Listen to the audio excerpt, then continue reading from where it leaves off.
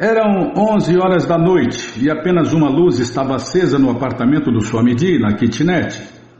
O Swamiji estava acordado ensinando Kirtanananda e Brahmananda a cozinhar, pois no dia seguinte, domingo, iam oferecer um banquete ao público.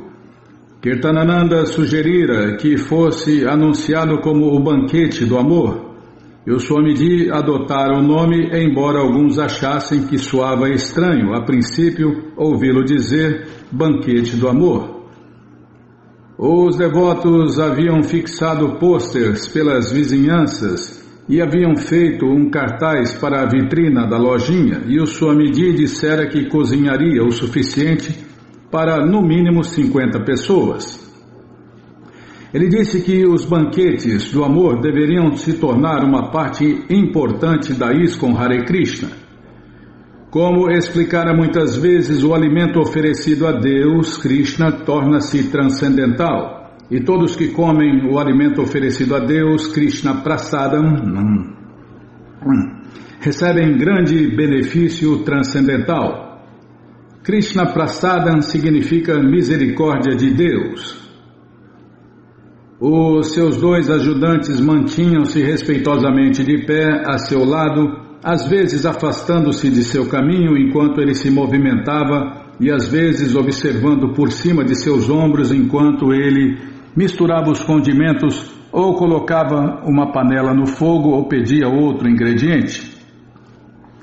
Ele mexia uma grande panela de arroz doce com uma colher de pau. Era preciso mexer constantemente e lentamente, acrescentava leite, e se o arroz doce queimasse, estaria arruinado. Disse ele.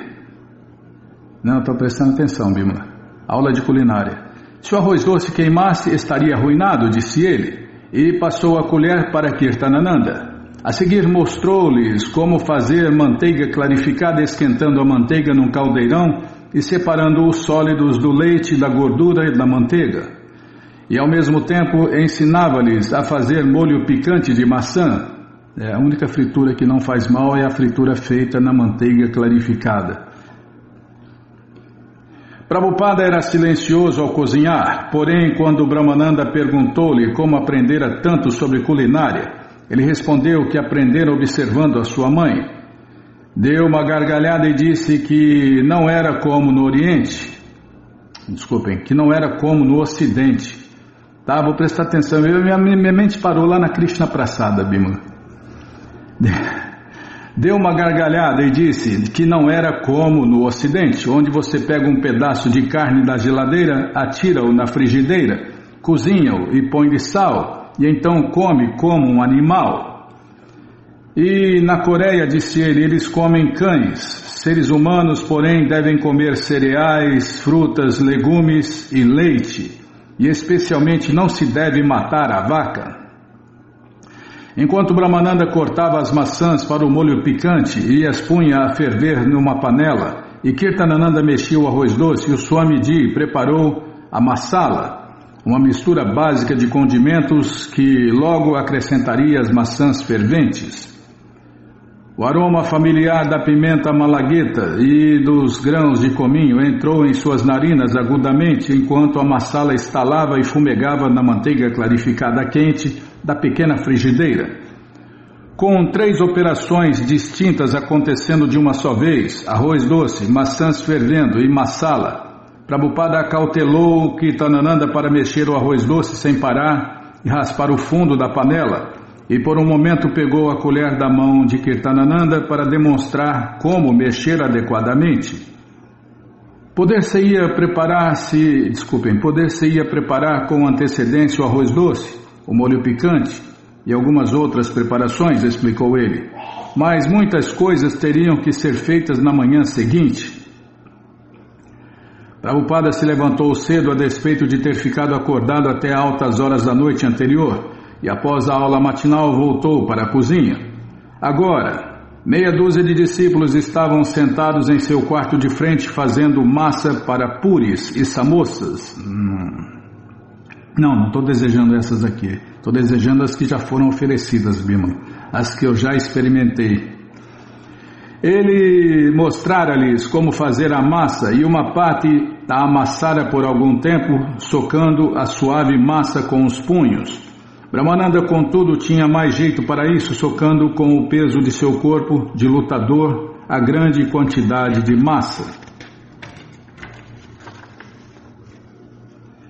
Quando Swamiji entrava no quarto para examinar a qualidade dos puris, seus discípulos olhavam para ele respeitosamente.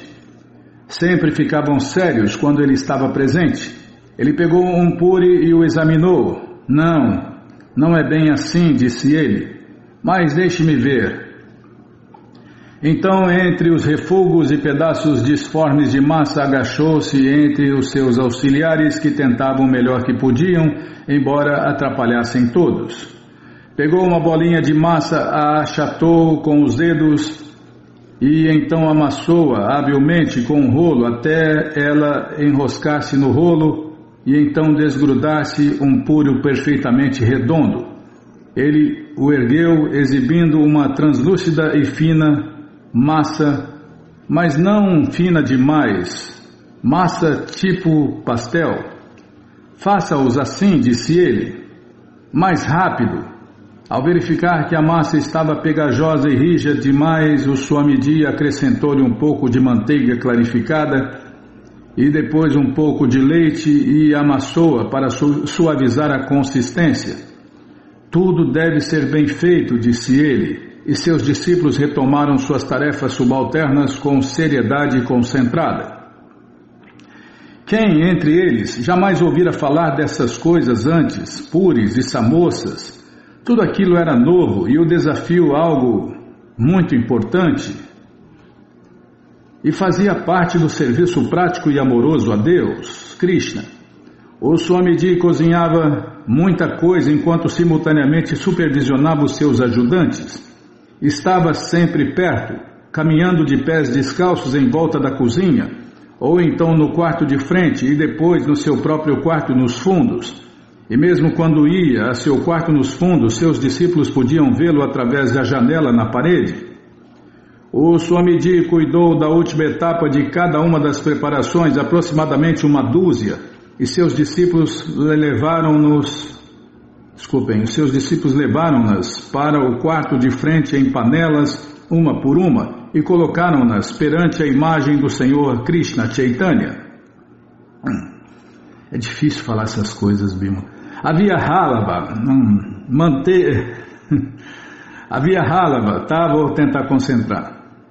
Havia halava, caldo de ervilha, 2 sabidis, arroz especial, puris, samosas, arroz doce, molho picante de maçã, e gulabjuns, ou bolas doces, as balas da ISKCON. Prabhupada pessoalmente passara muito tempo fritando lentamente as bolas doces em fogo baixo, até elas se tornarem castanhas e cheias.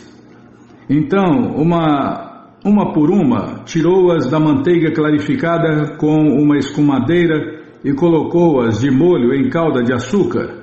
Reconhecia que essas douradas bolas de leite fritas na manteiga clarificada, embebidas em calda de açúcar, eram o prato de alimento oferecido a Deus Krishna Prasadam favorito de seus discípulos. Chamou-as de balas da ISKCON, pois eram armas na guerra contra a ilusão. Permitiu inclusive que sempre que houvesse disponível uma jarra de balas da ISKCON, flutuando na calda no quarto de frente onde seus discípulos poderiam pegá-las sem pedir permissão, nem observar quaisquer horas regulares. Eles podiam pegar tantas quantas quisessem. Kirtanananda trouxe o recheio da samosa preparado com espinafre e ervilhas verdes cozinhadas até ficar pastosas e que o Swami temperara fortemente. Rechear as samosas era uma arte e o Swamiji mostrou-lhes como fazê-lo.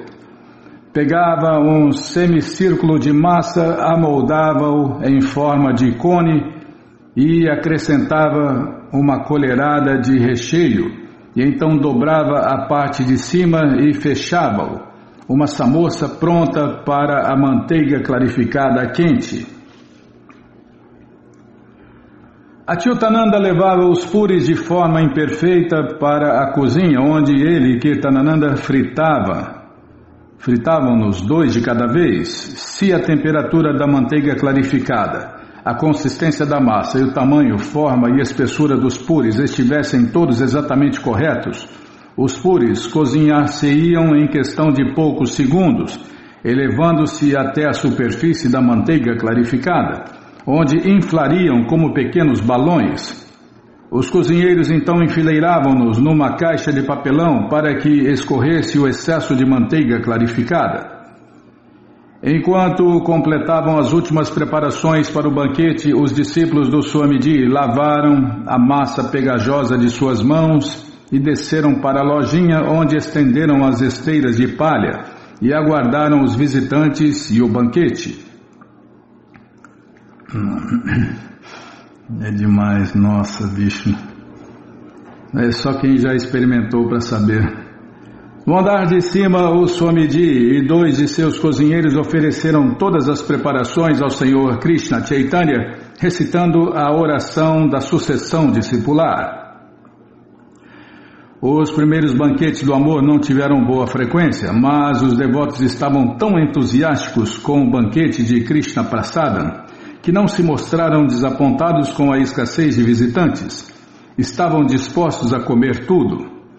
Satswarupa comenta: havia um prato chamado espaguete de sacerdote brahmana, feito de macarrão de farinha de arroz cozido na manteiga clarificada e embebido em água de açúcar, e havia halava, arroz pushpana, com bolas de queijo fritas, samosas, feijões mung fritos até tornarem-se pelotas crocantes misturadas com sal e temperos, puris, gulabjons, e tudo era suculento. E essa era a palavra que Hayagriva usava. Sim, dizia ele, expressando-se comicamente, tudo era muito suculento. Comer o banquete era uma experiência intensa. Supunha-se que devíamos controlar nossos sentidos a semana inteira, observando regulações estritas, dominando a língua. E o banquete era uma espécie de recompensa.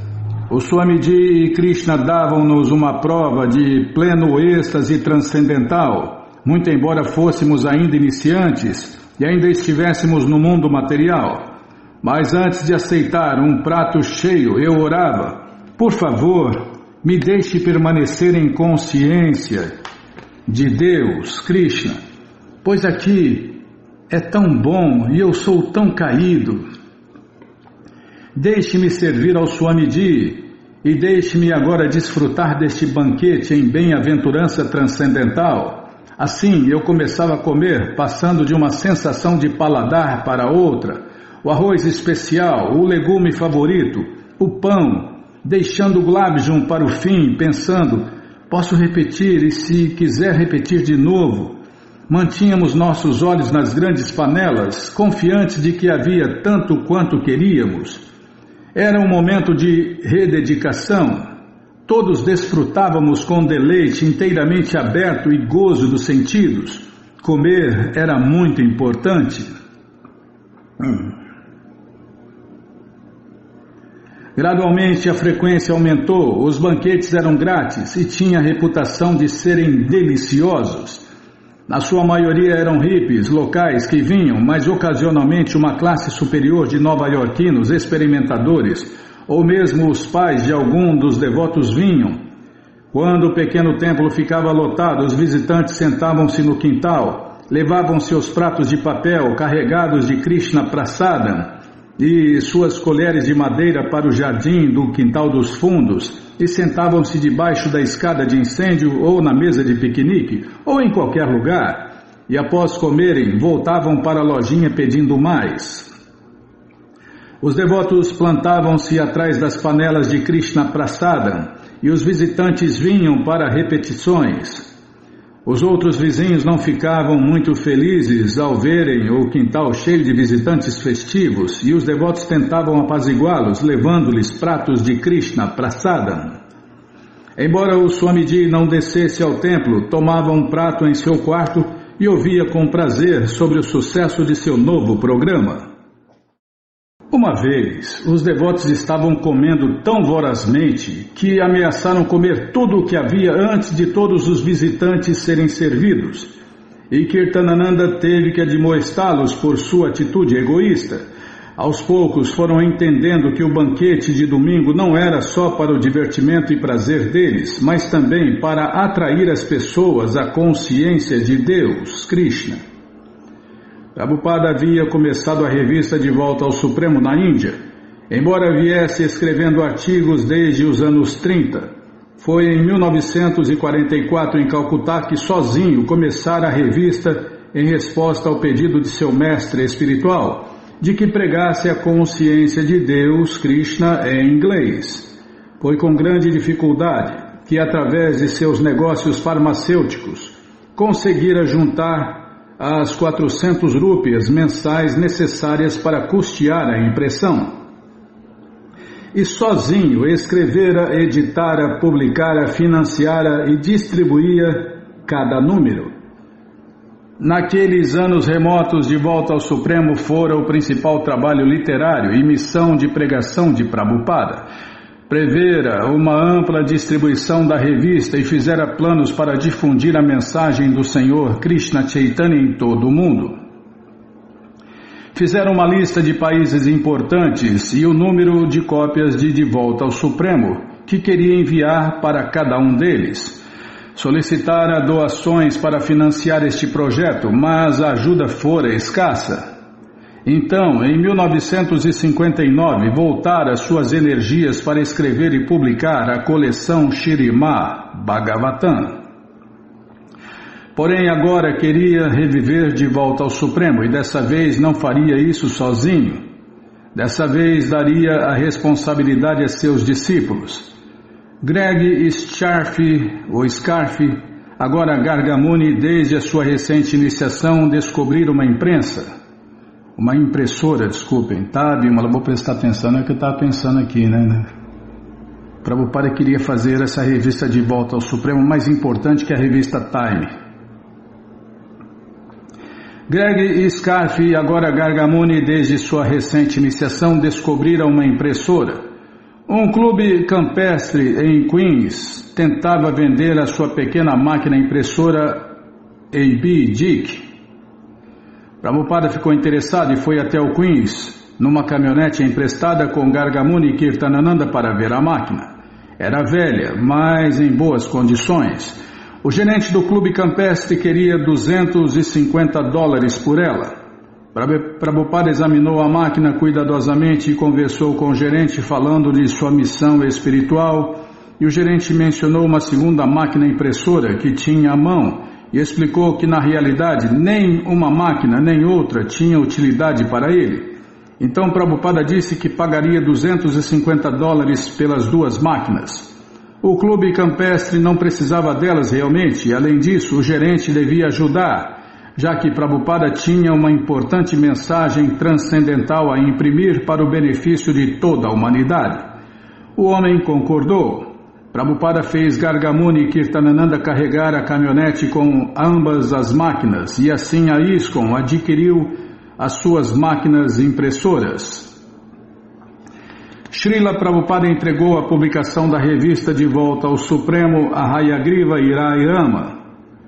Por muitos anos, ele considerara a revista De Volta ao Supremo como seu serviço pessoal a seu mestre espiritual, mas agora deixaria jovens como Hayagriva, o professor universitário de inglês, e Rai Rama, escritor profissional, encarregarem-se da revista De Volta ao Supremo, como o serviço deles a seu mestre espiritual.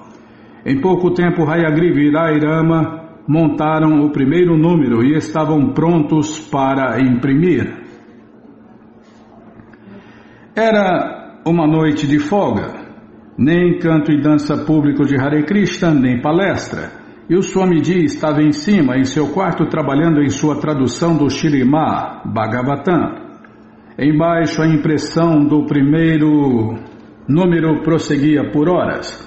Rai Rama datilografara os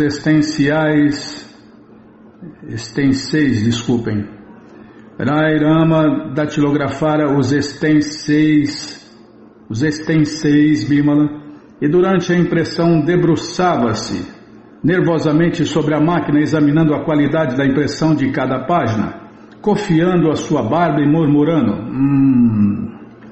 Agora era hora de colacionar e grampear cada revista.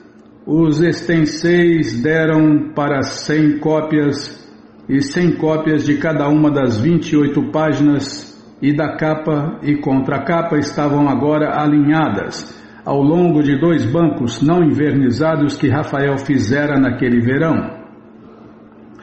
Alguns devotos colacionavam e grampeavam a revista numa linha de montagem, passando adiante os maços de páginas, inserindo página sobre página, até chegarem ao fim do banco e darem o maço reunido de páginas a Gargamuni, que ficava de pé, tirando os seus compridos cabelos dos olhos, grampeando cada revista com um grampeador e os grampos que Brahmananda trouxera de seu escritório no Conselho de Educação.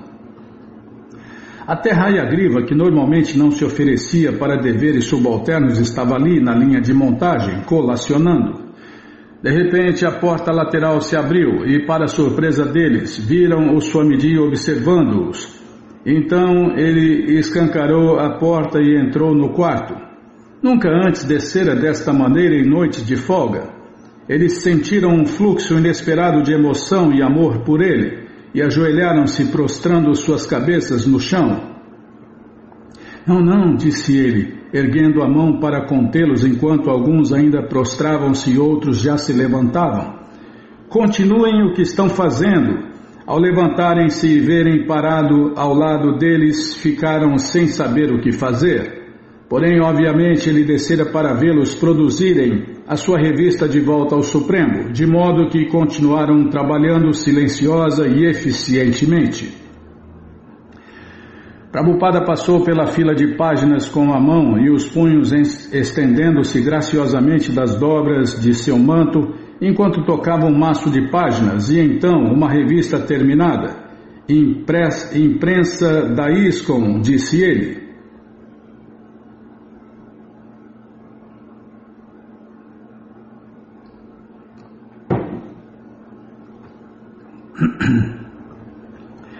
Jagannatha desenhara a capa utilizando um desenho de bico de pena de Radha e Krishna semelhante à pintura que fizera no templo, e era um desenho simples, envolvido por um motivo decorativo de círculos concêntricos.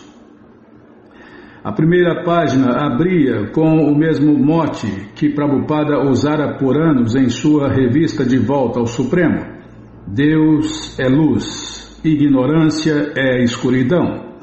Onde existe Deus, não há ignorância. E na mesma página, Hayagriva não fora capaz de resistir à tentação de pôr uma citação de William Blake, aprovada pelo Swamiji, que substanciava a filosofia da consciência de Deus, Krishna. Deus aparece e Deus é luz. Para aquelas almas pobres que habitam na noite... continuação, tá bom, Bima. Não, aqui tá... não tem ponto, mas tem letra maiúscula. Tá, vou tentar ler de novo. Deus aparece e Deus é luz para aquelas almas pobres que habitam na noite, mas uma forma humana revela para aqueles que habitam nos recintos do dia. Embora o editorial falasse de Blake, Whitman e Jesus Cristo, enfatizava: para ensinar esta ciência de devoção a Deus, Krishna, que Swami Bhaktivedanta veio aos Estados Unidos. Sua mensagem é simples: o cantar do santo nome de Deus, Hare Krishna, Krishna Krishna, Hare Hare, Hare Rama, Rama Rama, Hare Hare, 3 pontinhos. Seguindo as ordens de seu mestre espiritual, sua divina graça, Shri Srimati Bhaktisiddhanta Saraswati Goswami Prabhupada, Swami Bhaktivedanta começou a publicação inicial de Volta ao Supremo em 1944. Esta revista bimensal, publicada de 1944 a 1956 em Vrindavana, Índia, 3 pontinhos, estabeleceu Swami Bhaktivedanta como o personalista líder na Índia. Este número marca a primeira publicação de Volta ao Supremo no Ocidente. O artigo principal, um resumo de uma palestra dada por Prabhupada, era baseado em anotações feitas por Umapati. Disse que ao despertarmos e antes de dormir, devemos surrar nossa mente 1000 vezes com um sapato. Quando a mente diz coisas como, por que cantar Hare Krishna? Por que não tomar LSD? Devemos surrá-la com o mesmo sapato. No entanto, caso sempre pensemos em Krishna, não será necessário surrá-la. A mente será nossa melhor amiga. E havia um artigo de Hayagriva, curta e permaneça. Hayagriva citava liberalmente Hart Crane e Walt Whitman. Não surpreende que tantos jovens universitários estejam tentando curtir permanentemente com superdrogas, 3 pontinhos. Talvez este seja o modo de eles dizerem: não queremos tomar parte neste inferno que vocês fizeram para vocês mesmos. Assim, usam psicodélicos como um trampolim para se transportarem a reinos diferentes, 3 pontinhos. Porém, a curtição das drogas é apenas temporária. É temporária, pois é artificial, 3 pontinhos. Na verdade, acaba-se não sabendo aonde levam essas viagens. Hayagriva concluía dizendo que Krishna Kirtana, o canto e dança público de Hare Krishna, é o método mais rápido de curtir sem revertério. É porque toda droga, no começo dá euforia e depois vem a depressão, né? Dá o revertério.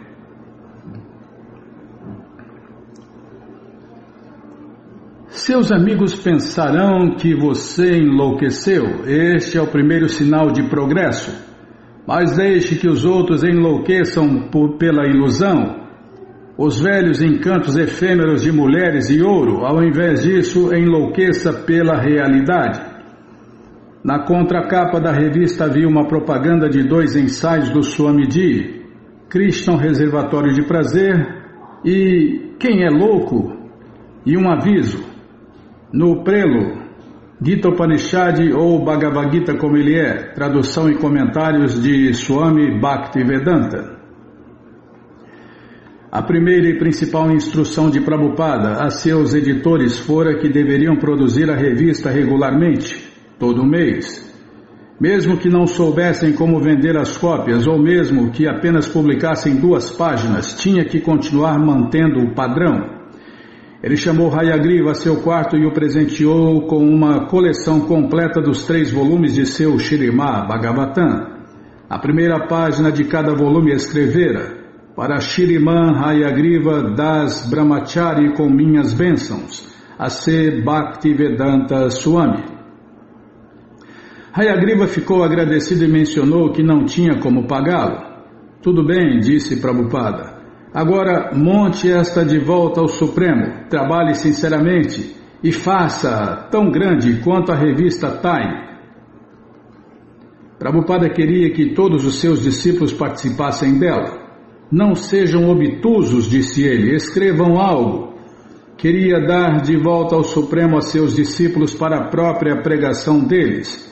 Naquela mesma noite, Brahmananda e Gargamuni saíram de bicicleta com os primeiros números, passando por cada loja hippie do Lower East Side, todo o caminho até a Rua 14 e distanciando-se a oeste até o East Village, e até que haviam distribuído todos os 100 números. Aquilo significava um aumento na pregação. Agora todos os seus alunos podiam participar no trabalho, datilografar, editar, escrever, encadernar e vender. Era a pregação dele, é claro, mas ele não estava mais sozinho. Num curto período de 4 meses, a sociedade expandiu-se tanto que já precisava de dependências maiores do que o pequeno templo na lojinha na 2ª Avenida. Afirmava o editorial no 2º número de Volta ao Supremo que Prabhupada não abandonara a sua ideia de obter um grande prédio na cidade de Nova York. O custo imobiliário de Greenwich Village era por demais caro e no centro estava fora de cogitação, mas Prabhupada ainda dizia que queria comprar um prédio. Era difícil para seus seguidores pensarem na consciência de Deus, Krishna, como algo mais do que um movimento do Lower East Side, pois quem, senão as pessoas do Lower East Side, interessar-se-ia pela consciência de Deus, Krishna? E, de qualquer maneira, quem tinha dinheiro para comprar um prédio em Manhattan? Um dia, porém, coube a Ravindra Swarupa encontrar alguém, um abastado herdeiro judeu, que simpatizava com movimentos jovens, o qual concordou em emprestar $5.000 ao Swamiji. Ravindra Swarupa providenciara o empréstimo e o Swamiji destinara esse dinheiro como seu fundo imobiliário, ao qual gradualmente acrescentara outros $5.000 que arrecadara através de eventuais doações. Porém, como os prédios adequados estavam a partir de $100.000, até aquela quantia parecia insignificante. O Swamiji foi com Brahmananda olhar um prédio na rua 6, que anteriormente fora o Banco Providenciário Judeu. Tinha um grande saguão de entrada com sobreloja, assoalhos de mármore e a atmosfera de um templo. Brahmananda sugeriu que a área da caixa forte poderia ser remodelada para ser utilizada como dormitório e o Swamiji ponderou que a sobreloja seria seu apartamento pessoal. Poder-se-ia utilizar o grande saguão, disse ele, para cantos e danças públicos de Hare Krishna e palestras. No entanto, ao deixar o prédio, Prabhupada observou que ele ficava numa esquina, em frente a um ponto de ônibus. Não seria uma boa localização. A sede da Gaudiya Mata no Bag Bazar em Calcutá, disse ele, também ficava em frente a um ponto de ônibus, e os motores barulhentos dos ônibus, ao arrancarem, criavam muito distúrbio. Até isso Prabhupada sabia, né, Bima? Sabe tudo, né? Tudo e mais um pouco.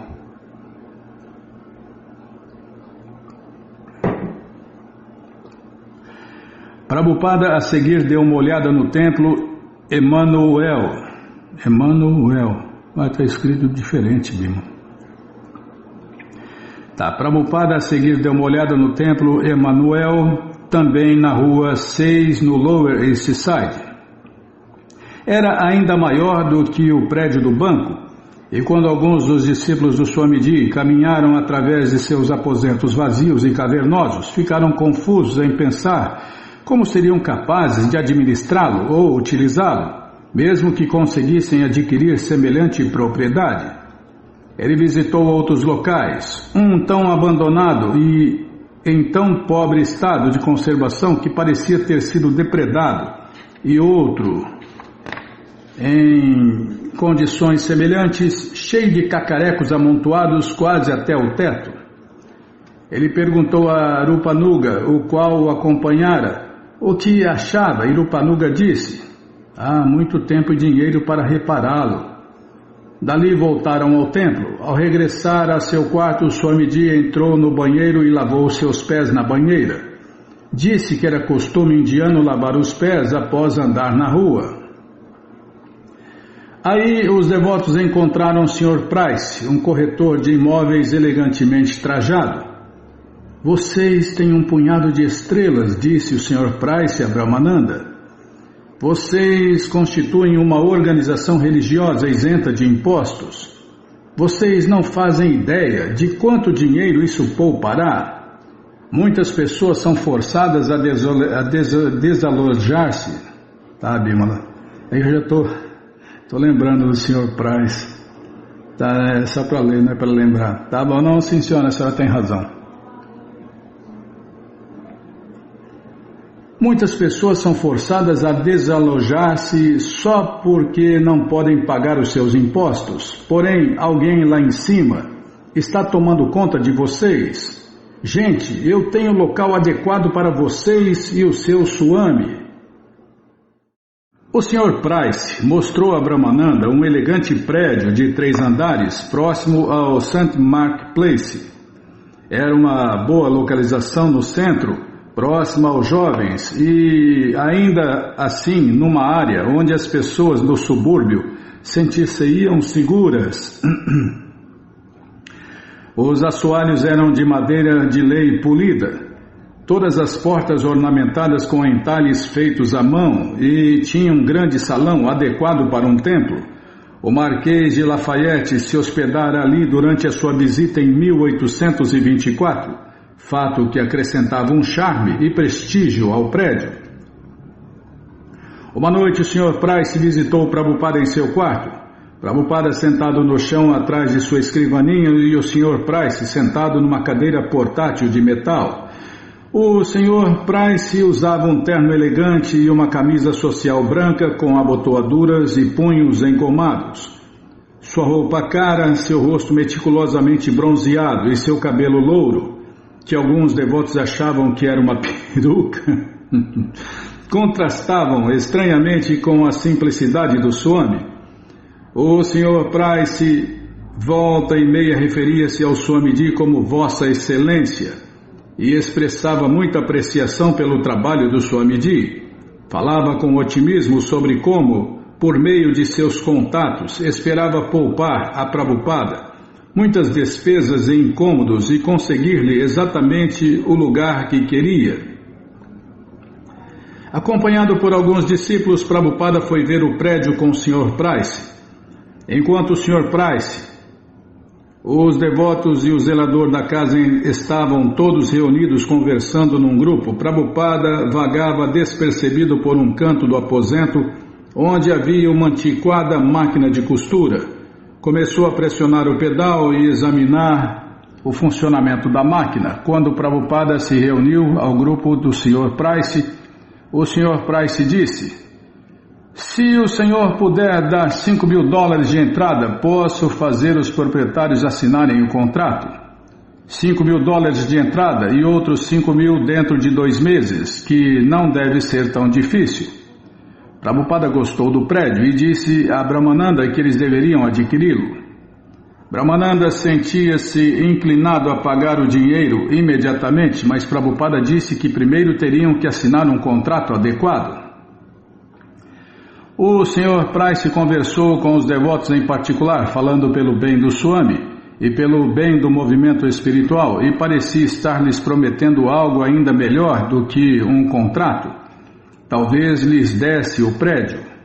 Não fazia sentido que ele pudesse dar o prédio, mas ele lhes disse algo semelhante. Queria que os devotos o considerassem como amigos deles e convidou-os a ir à sua casa uma noite. Quando os devotos se reuniram em sua casa, formalmente sentados em sua sala de estar, que estava alinhada com estantes de livros, mas sem livros, mas apenas com desenhos bidimensionais representando fileiras de livros, ele continuou a lisonjeá-los. Elogiou os escritos de Hayagriva, e Hayagriva obviamente sentiu-se embaraçado e lisonjeado. Elogiou tudo sobre os devotos. Também falou de como o seu cão morrera recentemente e disse: a casa parece vazia sem o pequeno colega. Ele era um homem incomum, efeminado e cheio de lisonjas e louvores. Prabhupada manteve-se reservado após o seu primeiro encontro com o Sr. Price, embora estivesse interessado em conseguir o prédio, caso se pudesse fazer o arranjo apropriado. Brahmananda continuou a negociar com o Sr. Price, e logo, segundo o Sr. Price, os donos do prédio esperavam que os devotos comprovassem sua capacidade de efetuar os pagamentos. Sob orientação de Prabhupada, os devotos contrataram um advogado para examinar cuidadosamente o contrato. Este Sr. Price está nos dando muito trabalho, disse Prabhupada. Qual é a dificuldade? Ele não via necessidade do Sr. Price em absoluto. Por que não efetuamos a compra diretamente com os proprietários? Por que todos esses agentes? É assim que se faz negócios aqui, disse Brahmananda. Alan Kalman era um produtor de discos. Ler o artigo no East Village Order sobre o Swamiji da Índia e o mantra que trouxera com ele. Ao ler o mantra Hare Krishna na primeira página, ficara atraído. O artigo dava a ideia de que se podia curtir um tremendo barato, ou êxtase com o canto de Hare Krishna. O artigo dava o endereço do Swami na Segunda Avenida, de modo que uma noite de novembro, Alan e sua esposa visitaram a lojinha. Alan comenta: havia cerca de 30 pares de sapatos no fundo da sala, pessoas na frente e os sapatos atrás. Tiramos nossos sapatos e sentamo-nos. Todos estavam sentados e muito tranquilos. Na frente, ao centro, havia uma cadeira, e todos olhavam fixamente para ela. Mesmo então, sentimos certa energia na sala. Ninguém dizia nada e todos mantinham os olhos na cadeira. Foi então que vimos o Swami pela primeira vez. Ele entrou e sentou-se na cadeira, e houve um tremendo surto de energia. O Swami começou a cantar Hare Krishna, e era um som muito belo. O Swamiji tocava um tamborzinho, um som muito penetrante e excitante. Um dos devotos segurava um cartaz com o cântico escrito nele para que todos pudessem acompanhar. Então os devotos levantaram-se e dançaram Hare Krishna em círculo com um passo de dança especial. O Swami olhava em torno da sala e parecia sorrir enquanto olhava para as pessoas, como que encorajando-as a cantar e dançar Hare Krishna com os devotos. No dia seguinte, Alan telefonou para a lojinha para propor a Prabhupada que fizesse um disco do canto de Hare Krishna. Porém, foi Brahmananda quem respondeu ao telefone e marcou um encontro com o Swami para Alan naquela noite. Assim, outra vez, Alan e sua esposa vieram ao East Village para que para eles era onde as coisas estavam acontecendo. Quem queria se divertir ou curtir aparecia no East Village. Quando entraram no quarto do Swami, ele estava sentado diante de sua máquina de escrever, trabalhando. Assim que Alan mencionou sua ideia de fazer um disco, Prabhupada ficou interessado. Sim, disse ele, precisamos gravá-lo. Se isso vai nos ajudar a distribuir o cantar de Hare Krishna, então é nosso dever fazê-lo.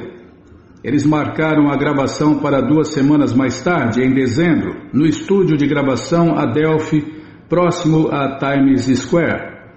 A esposa de Alan ficou impressionada com o entusiasmo do Swami para gravar o disco. Ele tinha muita energia e ambição em seus planos.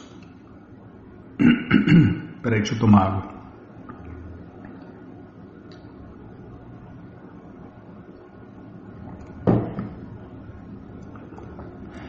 Era a noite anterior à data da gravação.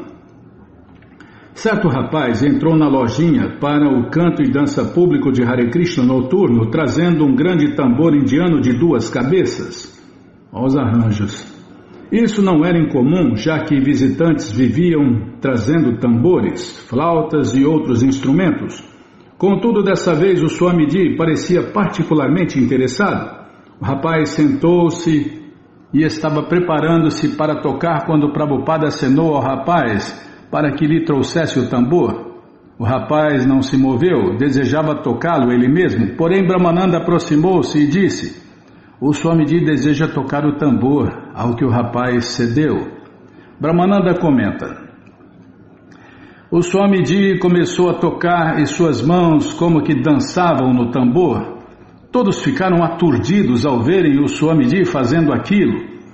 Tudo o que conhecíamos era o bongô, de modo que eu achava que aquele era um tambor indiano. Porém, quando esse tambor de 2 cabeças surgiu do nada e o Swamiji pôs-se a tocá-lo como um exímio instrumentista, isto criou 100 vezes mais êxtase do que o bongô criara. Após o canto e dança público de Hare Krishna, Prabhupada perguntou ao rapaz se ele podia emprestar o tambor para a gravação da noite seguinte, e o rapaz a princípio relutou, mas os devotos prometeram devolver. Ó Hari, Bimala. Não vou falar nada não. Os devotos são desapegados, Bimala. Tá. Onde eu estava? Não tem jeito de não lembrar dessas coisas. Qualquer dia eu conto. Tá.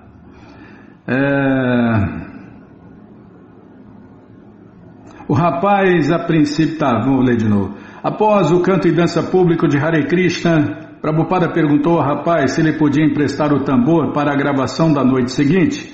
O rapaz, a princípio, relutou, mas os devotos prometeram devolver-lhe o tambor no dia seguinte, de maneira que ele concordou e disse que traria o tambor na noite seguinte.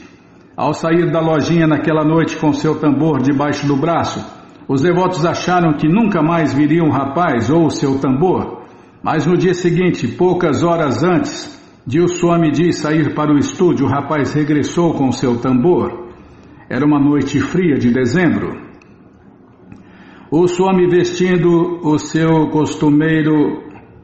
a sua costumeira roupa alaranjada sacerdotal, um casacão de lã escocês e um par de sapatos cinza, que há muito haviam substituído seus originais e pontudos sapatos brancos de borracha, entrou na Kombi de Irupanuga com cerca de 15 de seus seguidores e seus instrumentos e partiu para o estúdio de gravação.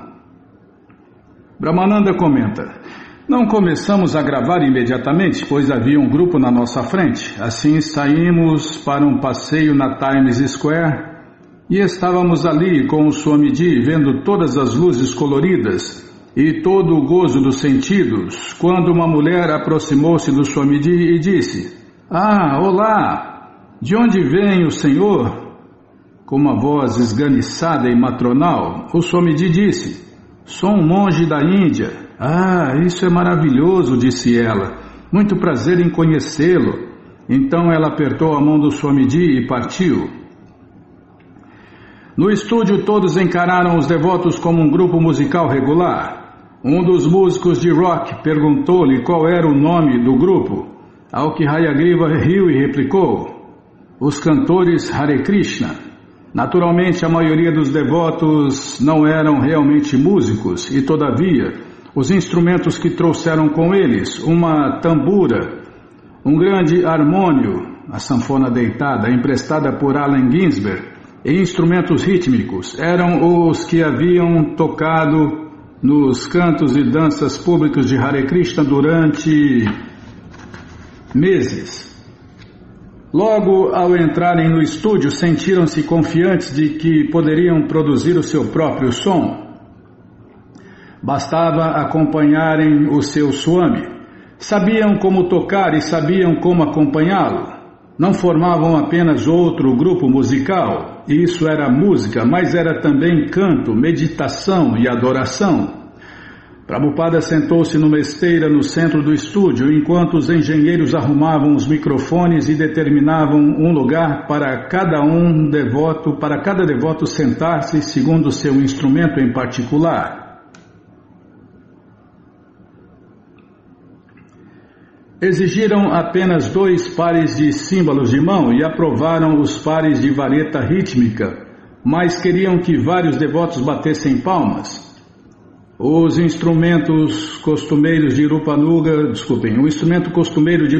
era um par de sinos indianos de bronze com os badalos removidos, e quando o engenheiro os viu, aproximou-se e disse: deixe-me ouvir isto. Irupanuga tocou-os e eles foram aprovados. Como Ravindra Swarupa tocaria o ressoar no harmônio, sentou-se à parte com seu próprio microfone, e Kirtanananda também tinha um microfone para a tambura. Quando os engenheiros ficaram satisfeitos, fizeram um sinal para os devotos, e o Swamiji pôs-se a cantar e tocar o seu tambor.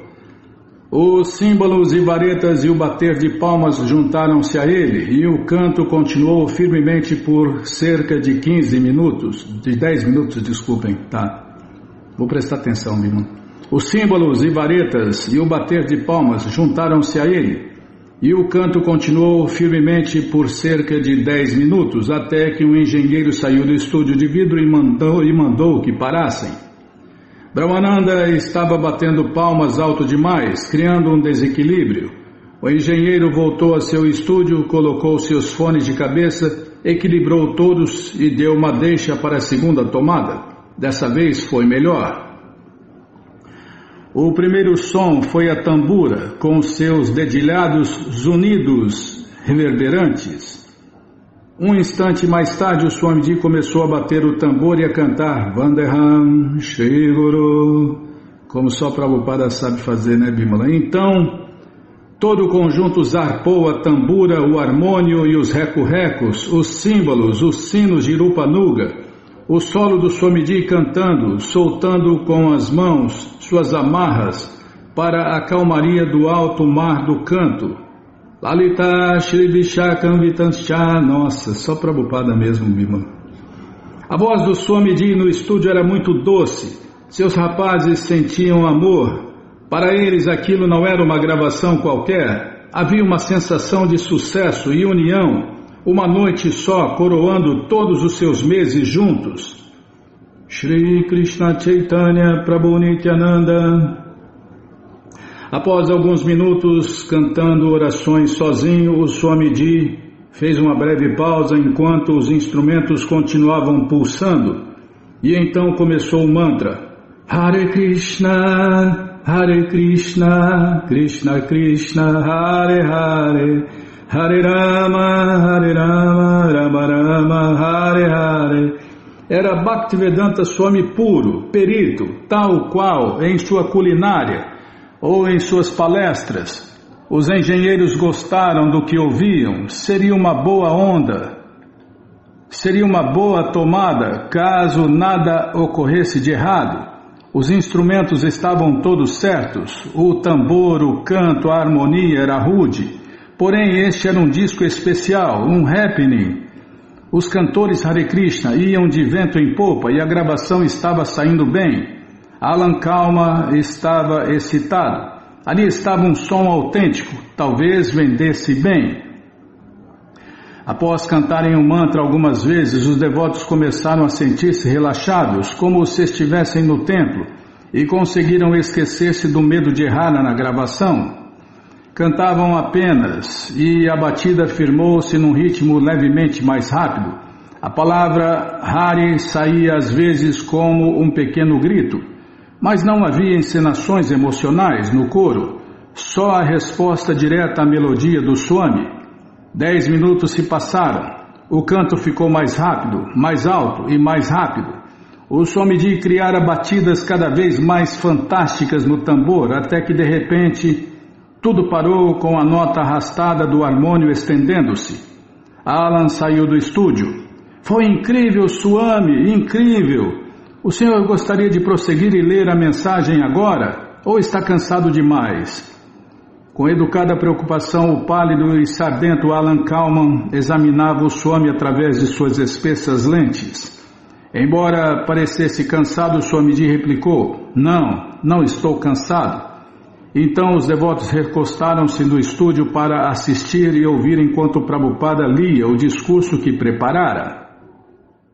Como se explica na capa do álbum do disco, os solidários devotos acharam que o Swamiji, a despeito de seu sotaque, soava perfeitamente claro, lendo de seu manuscrito como um orador.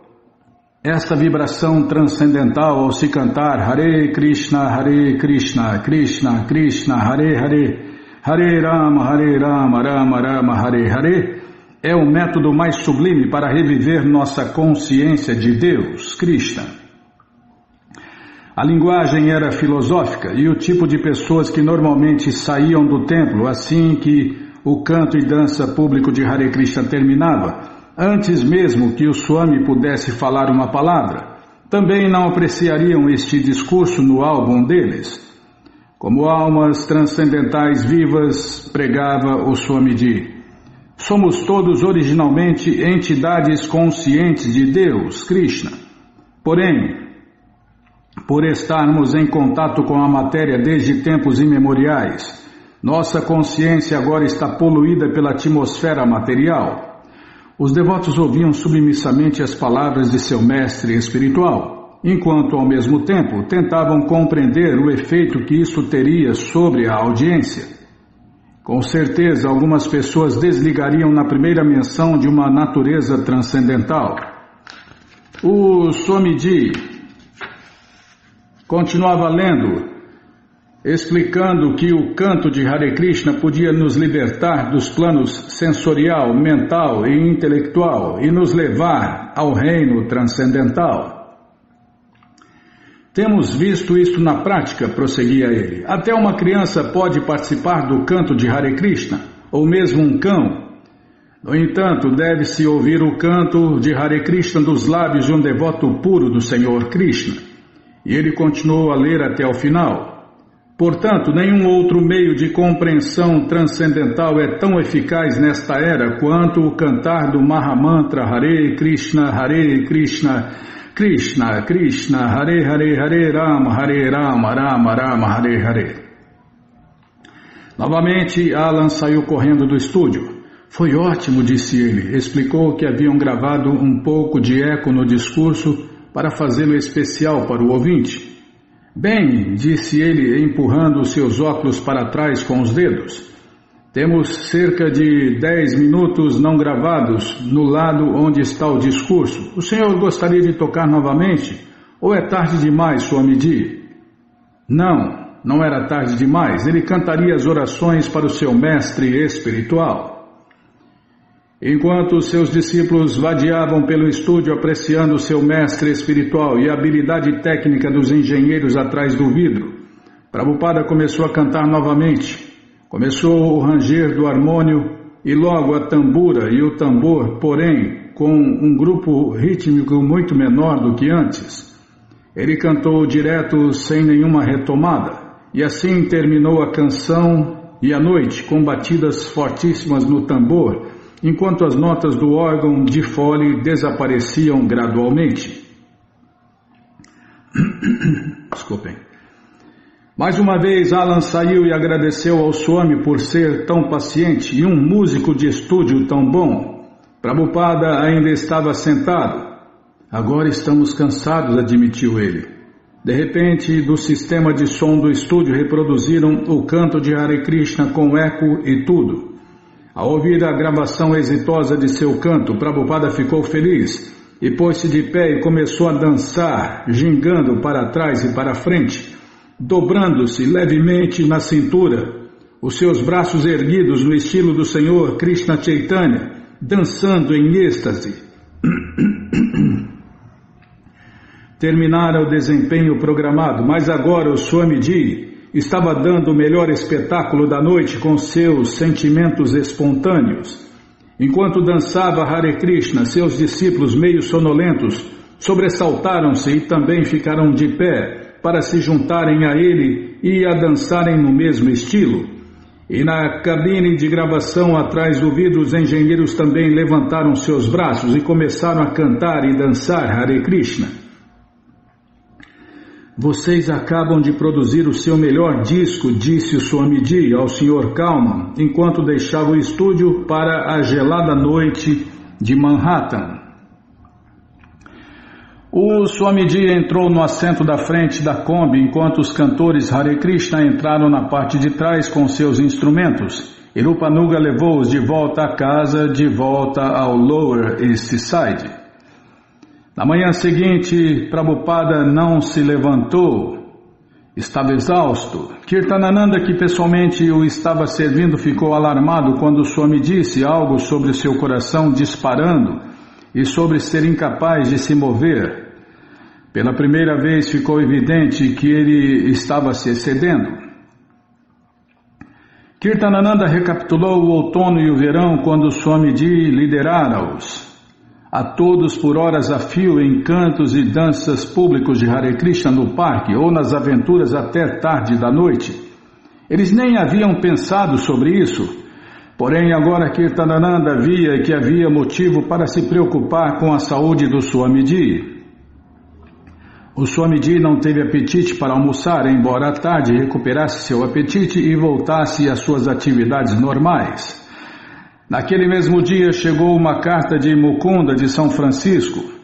Pouco tempo depois de seu casamento, Mukunda e Janaki haviam partido para a costa oeste. Mukunda havia dito ao Swamiji que queria ir à Índia para estudar música indiana, mas após algumas semanas no sul de Oregon, acabara em São Francisco. Agora tinha uma ideia melhor, queria alugar uma casa e convidar o Swamiji a vir e iniciar o seu movimento Hare Krishna na região de Higginsbury, tal como estava fazendo no Lower East Side. Disse que as perspectivas ali para a consciência de Deus, Krishna, eram muito boas. Ao ouvir isto, Prabhupada começou a revelar os seus planos de expansão. Deveriam abrir templos não apenas em São Francisco, mas um por um em todo o mundo, mesmo na Rússia e na China, e imprimir o Bhagavad Gita em diferentes idiomas.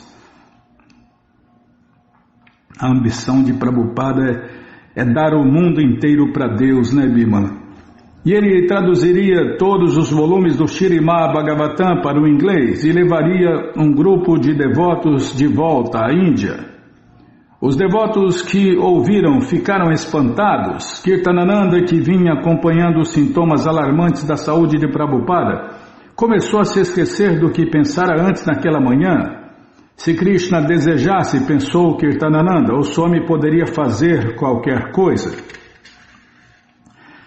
Ao descer para dar a sua aula matinal em 19 de novembro, Prabhupada carregava um grande livro vermelho ao invés do costumeiro marrom. Porém, ninguém percebeu a diferença. Ele começou como sempre, suavemente cantando as orações para o seu mestre espiritual e acompanhando-se a si mesmo com um débil ritmo em seu bongô, e os vizinhos ainda dormiam.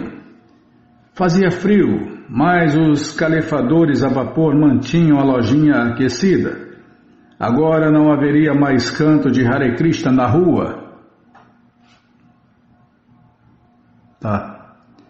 Em Manhattan, a cidade desabrocha no verão e se recolhe no inverno, o que para as aulas noturnas significava não mais crianças barulhentas do lado de fora da porta.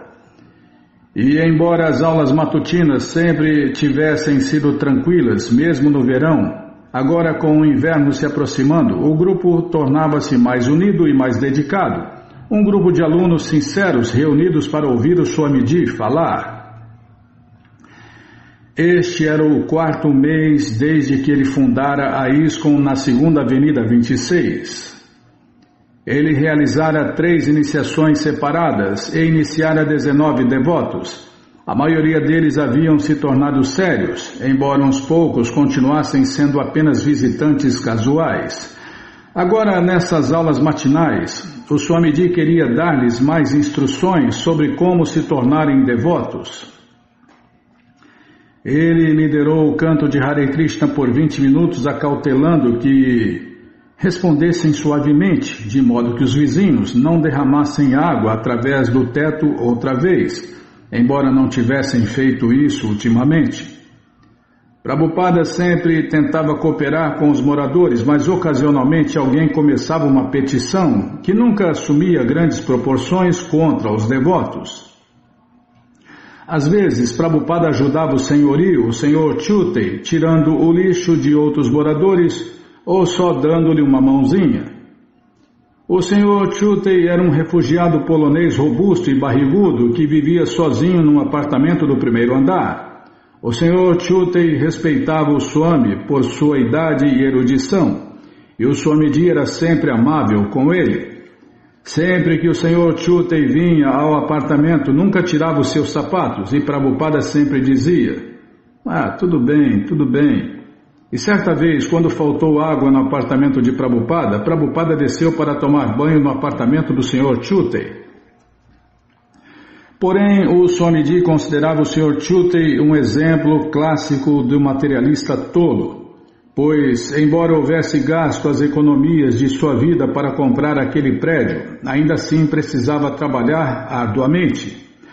O Swamiji dizia que ele era um tolo por ter gasto sua poupança para comprar um prédio tão arruinado. Como o prédio estava em condições tão pobres, ele era obrigado a trabalhar como um asno para mantê-lo em pé. É assim que os materialistas trabalham, dizia o Swamiji. Apesar de ser respeitoso para com o Swamiji, o Sr. Chutei não gostava dos devotos. Prabhupada dizia a seus discípulos: tratem-no como se ele fosse seu pai. Assim, isso é o que eles faziam. Sempre que precisavam lidar com o Sr. Chutei, aproximavam-se dele dizendo: somos seus filhos.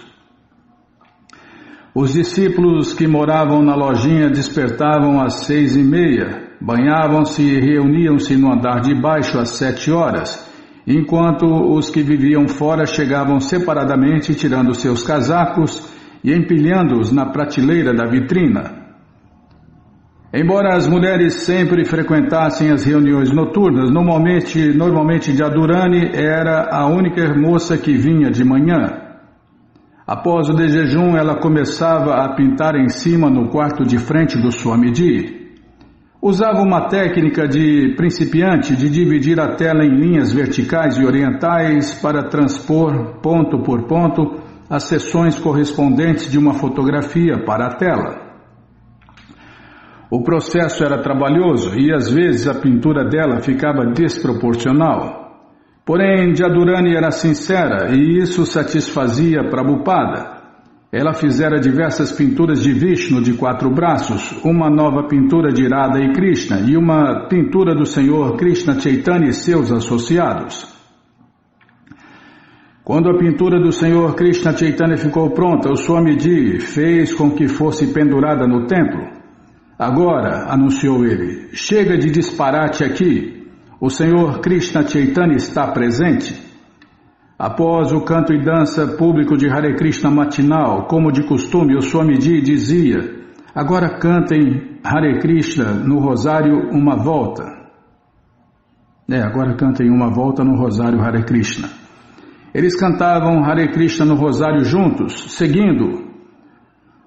Todos eles haviam prometido cantar 16 voltas diariamente no rosário Hare Krishna, mas cantavam sua primeira volta de manhã na presença do Swami, de modo que ele pudesse observar cada um deles. Enquanto o Swamiji cantava Hare Krishna, olhava para a segunda avenida, que estava quase sempre deserta àquela hora, ou para as pinturas na parede, ou com olhares preocupados para os devotos individuais. Às vezes parecia surpreso ao vê-los cantar Hare Krishna tão concentradamente, comprovando o poder do santo nome de Deus, Krishna, de liberar até os mais caídos. Alguns dos devotos mantinham seus rosários num saquinho como o dele, mas ao cantarem a primeira volta juntos de manhã, imitavam-no, tirando suas contas do saquinho e segurando-as com ambas as mãos para cantarem com ele Hare Krishna, Krishna Krishna, Hare Hare, Hare Rama, Rama Rama, Hare Hare, até terminarem uma volta. Então ergueu o estranho livro vermelho. Como vocês estão um pouco mais avançados, disse ele, vou ler hoje a coleção Chaitanya Charitamrita. Chaitanya o quê? Ninguém conseguiu pegar a pronúncia. Haviam ouvido falar de Krishna Chaitanya, certamente, mas não desse livro, desse novo livro. Mas em seu quarto, na noite anterior, Prabhupada informara a alguns dos devotos que começaria a ler um novo livro, a coleção Chaitanya Charitamrita. Contou como o Senhor Krishna Chaitanya dissera a um de seus discípulos que realmente não é possível entender Deus, Krishna, mas que lhe daria ao discípulo uma simples gota do oceano da consciência de Deus, Krishna, de modo que o discípulo pudesse então apreciar como deveria ser todo o oceano. Sejam pacientes, enquanto apresento isso, dissera-lhe ele. É algo revolucionário, mas vocês devem ser pacientes. Na lojinha, Brahmananda ligou o gravador de rolo, enquanto Swamiji começava a ler os versos bengalis, e tanto Satswarupa quanto Mapati abriram seus cadernos e aguardaram prontos para rápidas anotações. Era quase uma atmosfera de sala de aula universitária, enquanto Prabhupada pigarreava, colocava os seus óculos e passava os olhos pelo grande volume aberto, folheando até a página correta. Sempre que ele usava os óculos, parecia revelar uma nova personalidade de profunda erudição de um devoto de Deus. Esse aspecto do Swamiji enfatizava a sua velhice, não que o mostrasse débil ou inválido, mas enfatizava sua erudição e sabedoria e sua contemplação das escrituras em contraste com o seu vigoroso batucar de tambor no Tompkins Square Park, ou com seu tino comercial enquanto procurava um novo prédio. O Swami começou a ler e a traduzir a história de Sanatana. Satswarupa escreveu Sutta e uma parte Sonotam, e seu irmão Rupa, e de como tornaram-se associados íntimos do Senhor Krishna Chaitanya. Era uma narração histórica. Rupa e Sanatana haviam nascido como sacerdotes brahmanas da Índia, mas acabaram trabalhando no governo sob os muçulmanos, que estavam então no poder. Os dois irmãos haviam inclusive adotado nomes muçulmanos. Acho que é da Biracaixa, não lembro o nome. Contudo, quando o Senhor Krishna Chaitanya viajava pela parte do país onde eles viviam, eles o encontraram e determinaram-se a abandonar o modo de vida materialista e adotar o caminho dele, de amor puro por Deus, Krishna Prema. Rupa, cuja riqueza em ouro era suficiente para encher 2 barcos, deixou seu elevado posto governamental, dividiu sua fortuna, tornou-se mendicante e juntou-se ao Senhor Krishna Chaitanya. Para Sanatana, entretanto, houve mais obstáculos. O Nawab Saha, governante muçulmano da província de Bengala, dependia da habilidade administrativa de Sanatana. Sanatana, porém, começou a faltar ao serviço sob o pretexto de doença, enquanto, na verdade, contrataram uma dúzia de sacerdotes brahmanas que lhe estavam ensinando o Śrīmad Bhagavatam. O Nawab enviou seu médico para apurar o verdadeiro estado de saúde de Sanatana, e ao ficar sabendo que Sanatana não estava realmente doente, o próprio Nawab foi à residência de Sanatana, surpreendendo Sanatana e os sacerdotes brahmanas. O Nawab exigiu que Sanatana voltasse a seu serviço governamental e deixasse livre para caçar um pouco e deixar a Bengala em campanha militar.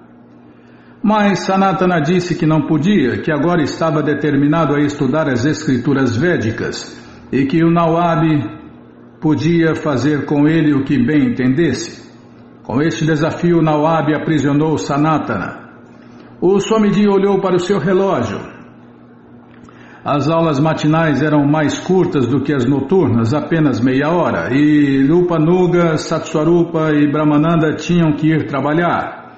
Ele fez uma pausa em sua narração. Bem, continuaremos amanhã. E Prabhupada fechou o livro e, após poucas palavras informais, levantou-se e deixou a lojinha, seguido por Kirtanananda, que levava o seu livro e óculos. O de jejum era servido toda manhã na lojinha. Achyutananda ou Kirtanananda cozinhava um mingau de aveia para os devotos e Satswarupa lera, em uma edição inglesa do Ramayana, sobre certos sábios que preparavam um mingau místico chamado mingau celestial. O nome pegou e os devotos começaram a chamar o seu próprio mingau de mingau celestial. O farnel popular consistia em um fumegante mingau celestial, adoçado a gosto com a calda de açúcar da jarra de Gulabjum, leite quente e frutas. E cada devoto ganhava uma bala da ISKCON. Nossa, Vishnu. No desjejum daquela manhã, a conversa foi sobre Rupa e Sanatana. Uma parte disse que a coleção Chaitanya Charitamrita era disponível numa tradução inglesa, mas talvez o Swamiji não quisesse que eles a lessem. Ouviremos a tradução do Swamiji, disse Kirtanananda. Hayagriva divertiu-se com o fim de suspense da aula. Sintonizem amanhã. E ria ele à vontade. E ouçam o que aconteceu com 3 pontinhos. Como é o seu nome? E os devotos responderam de maneiras diferentes. Santan, Sonoton, Sanatana. E Hayagriva, sim, sintonizem amanhã e ouçam. Sanatana sairá da cadeia. Quando juntos eles não formavam um grupo. Quando juntos eles não foram. Tá certo, Bimala. Oh, Krishna Balarama Arada, que cruz pesada. É muito incrível. Sintonizem amanhã. Não sei se vai ser amanhã ou depois da manhã que vai continuar Prabhupada lendo aqui. Não sei se vai dar certo aqui com o nosso horário. Quando juntos, eles não formavam um grupo muito sóbrio, especialmente após tomarem a espessa e doce calda. Achyutananda derramou um pouco de calda no tapete e Kirtanananda o repreendeu. Jadurani comeu calada e correu para começar mais um dia de pintura no quarto de Prabhupada. Satswarupa arrumou sua gravata e ele, Rupanuga e Brahmananda foram para os seus empregos.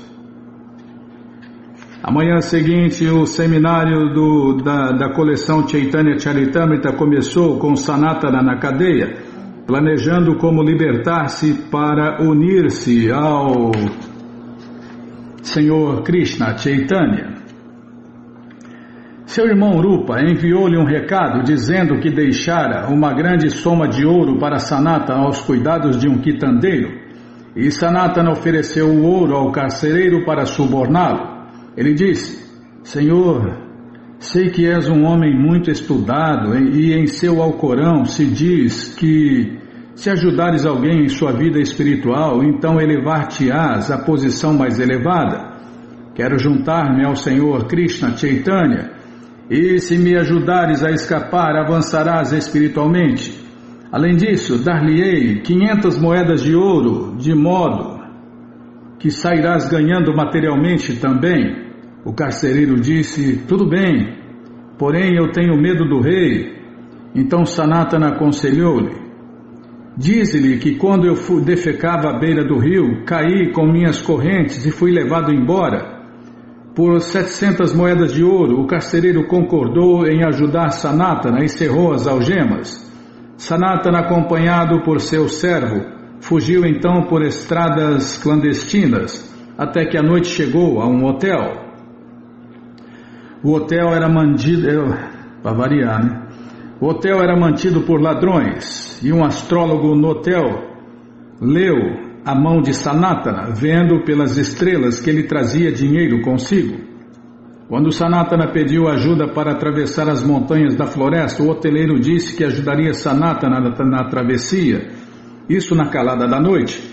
Trataram Sanatana com grande respeito, o que deixou desconfiado, já que havia 3 dias que não comia e suas roupas estavam sujas. Perguntou então a seu servo se ele tinha algum dinheiro. O servo disse que sim, que tinha 7 moedas de ouro. E Sanatana imediatamente pegou o dinheiro e deu ao hoteleiro, que já planejava matá-lo durante a noite e tomar o seu dinheiro. O Swamiji olhou para o seu relógio, esgotara-se o tempo novamente. Bem, continuaremos amanhã, disse ele, fechando o livro. Como Sanatana consegue escapar dos salteadores?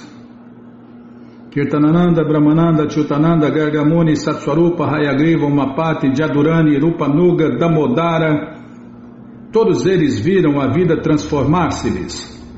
Com o passar dos meses, eles haviam transferido o centro de suas vidas para o Swamiji, e tudo girava em torno da rotina de aulas, cantos e danças públicos de Hare Krishna e Krishna Prasadam, e do entra e sai na lojinha. Brahmananda e Gargamuni haviam deixado seu apartamento há vários meses atrás e mudaram-se para a lojinha. O teto do apartamento de Achyutananda desmoronara um dia, instantes depois de ele deixar o quarto, e assim ele decidira mudar-se para a lojinha também. Hayagriva e Umapati haviam limpado seu recanto na rua Mote e usavam-no só para cantar Hare Krishna no rosário, dormir ou ler o Bhagavatam do Swamiji. Satswarupa anunciara um dia que os devotos podiam usar o seu apartamento logo do outro lado da esquina do templo para tomar banho, e no dia seguinte Irairama mudara-se para lá e outros começaram a usar o apartamento como um anexo do templo. Jadurani continuava fazendo suas jornadas matutinas desde o Bronx.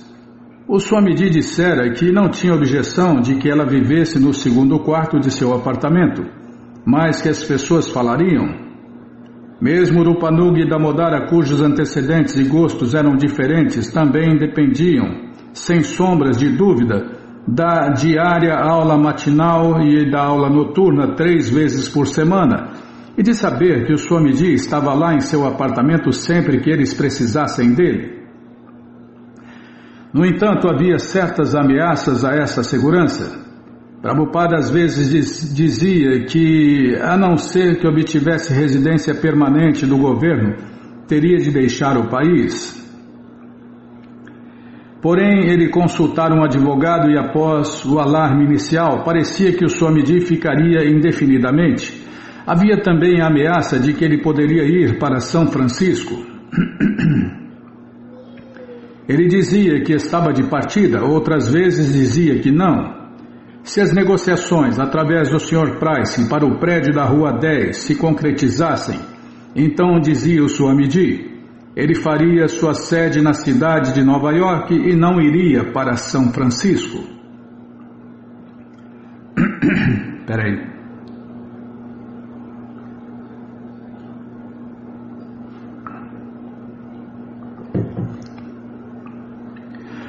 Porém, pelo menos nas sessões matinais, enquanto seus discípulos ouviam-no falar sobre a coleção Chaitanya Charitamrita, estas ameaças evaporavam-se de suas mentes e os ensinamentos intemporais e íntimos tomavam toda a atenção deles. A consciência de Deus, Krishna, era uma luta. Manter-se estritamente fiel ao código do Swamiji contra a Maya, a ilusão, não praticar sexo ilícito, não se drogar, não praticar jogos de azar e não comer carne. Contudo, era possível, enquanto pudessem ouvi-lo, cantar Hare Krishna, ler e falar sobre a coleção Chaitanya Charitamrita. A sua presença era valiosa para a consciência de Deus, Krishna, deles. Ele era o centro de suas vidas recém-espiritualizadas. E ele era tudo o que conheciam sobre a consciência de Deus, Krishna. Enquanto pudessem manter-se vindo e vendo, a consciência de Deus, Krishna, era uma coisa segura, enquanto ele estivesse ali. Sentados sobre o tapete usado, miravam-no, esperando que ele começasse o próximo fascículo. Prabhupada pigarreou e olhou para Brahmananda, que estava sentado ao lado do gravador a funcionar silenciosamente. Satswarupa colocava a data em seu caderno de anotações. Prabhupada começou a ler os versos bengalis e a parafrasear. Sanatana tomou as 7 moedas de ouro de seu servo e as deu ao hoteleiro. Tens 8 moedas de ouro, disse o astrólogo. Sanatana voltou e descobriu que o seu servo retinha outra moeda de ouro. Por que levas este mau agouro pela estrada? Perguntou Sanatana. Estás apegado demais a dinheiro. Pegou a moeda de ouro de seu servo e o mandou voltar para casa. Sanatana então levou a moeda de ouro ao hoteleiro. Porém o hoteleiro, que admitira ter pretendido matar Sanatana por causa de seu dinheiro, disse: És um homem bom. Fica com o teu dinheiro. Mas Sanatana recusou-se. Aí o hoteleiro deu 4 assistentes a Sanatana que o ajudaram na travessia da floresta e depois deixaram-no ir. Livre de seu infiel servo e dos salteadores, Sanatana sentiu-se à vontade enquanto caminhava ao longo da estrada sozinho. Logo encontrou-se com seu cunhado, que viajava ao longo da mesma estrada. Seu cunhado era um homem abastado que carregava grande quantidade de dinheiro para comprar cavalos. Por favor, fica comigo pelo menos alguns dias, disse o cunhado de Sanatana. Estás com uma aparência muito feia. E o cunhado sabia que Sanatana ia dedicar-se à vida transcendental, mas solicitou que ele melhorasse a sua roupa, aceitando um valioso cobertor como presente. Sanatana pegou o cobertor e continuou o seu caminho. Finalmente, Sanatana chegou a Benares e foi direto para a casa de Chandrasekhara, onde estava hospedado o Senhor Krishna Chaitanya, e esperou do lado de fora da porta. O Senhor Krishna Chaitanya sabia que Sanatana havia chegado e pediu a Chandrasekhara que fosse até a porta e mandasse entrar o devoto que ali esperava. Chandrasekhara saiu, mas viu apenas o maltrapilho Sanatana, que ele tomou por um faquir maometano semilouco. Chandrasekhara voltou para o Senhor Krishna Chaitanya e explicou-lhe que não havia nenhum devoto do lado de fora. Não havia absolutamente ninguém? Perguntou o Senhor Krishna Chaitanya. Sim, disse Chandrasekhara, tem um faquir maltrapilho. Então o Senhor Krishna Chaitanya foi até a porta e abraçou Sanatana. O Senhor chorou lágrimas de êxtase, pois, enfim, encontrara um devoto que ele sabia ser digno de receber todos os seus ensinamentos. E Sanatana chorou de lágrimas de alegria de que a ambição de sua vida estava sendo satisfeita. Porém, como estava sujo de sua viagem e sentia-se indigno, pediu ao Senhor Krishna Chaitanya que não o tocasse. O Senhor replicou: sou eu que me beneficio ao tocar-te. Quem quer que toque um devoto verdadeiro é abençoado. E Prabhupada fechou o livro, encerrando outra sessão matinal. Uma das preocupações de Prabhupada era terminar e publicar mais rápido possível sua tradução e comentário do Bhagavad Gita. E um dia aconteceu algo que o capacitou a incrementar o seu trabalho no manuscrito. Inesperadamente apareceu um rapaz chamado Neil. Era um estudante da faculdade Antioch, num programa de pesquisa estudantil especial, com a aprovação da escola para fazer estágio no ashram de Swami Bhaktivedanta, sobre o qual ouvira falar antes nos jornais. Neil mencionou que era bom datilógrafo, caso isso pudesse ser de alguma ajuda para o Swami. Prabhupada considerou isso como uma bênção de Deus, Krishna. Imediatamente alugou um ditafone e começou a ditar fitas. Hayagriva doou a sua máquina de escrever elétrica a Neil, estabeleceu a sua área de trabalho no quarto de frente do Swamiji e pôs-se a datilografar 8 horas por dia. Isto inspirou Prabhupada, obrigando-o a produzir mais. Ele trabalhava rapidamente, às vezes dia e noite em seu Bhagavad Gita como ele é. Fundara a ISKCON 5 meses antes, todavia em suas aulas ainda lia a tradução do Bhagavad Gita do Dr. Radhakrishna. Porém, quando o Bhagavad Gita como ele é fosse finalmente publicado, disse ele a seus discípulos, seria uma obra de suma importância para o movimento, para a consciência de Deus, Krishna. Enfim, haveria uma edição fidedigna do Bhagavad Gita.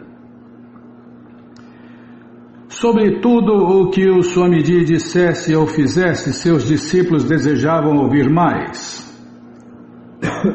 Desculpem. Gradualmente aumentaram sua fé e devoção pelo Swamiji, a quem aceitaram como representante de Deus e consideravam suas ações e palavras como absolutas. Depois que um de seus discípulos ficasse sozinho com ele, os outros reuniam-se em torno dele para se inteirar de todos os pormenores do que acontecera. Aquilo era consciência de Deus, Krishna.